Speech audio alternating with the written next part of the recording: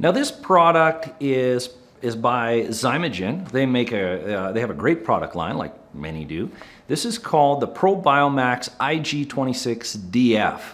This is not really a probiotic per se. It's adding immunoglobulins into the intestinal lining. So we used to only look at the intestinal walls to try to restore leaky gut and use products with the walls working on the outside of the intestine, I should say the inside as well too, but looking at that. But now we see that there's another approach to working with leaky gut and adding immunoglobulins in the inside of the intestine to clean up pathogenic bacteria that cause leaky gut and promote leaky gut. So this product is pretty good in combination with the other ones, the previous, the Ultra Inflammix 360 and all the Repairvites.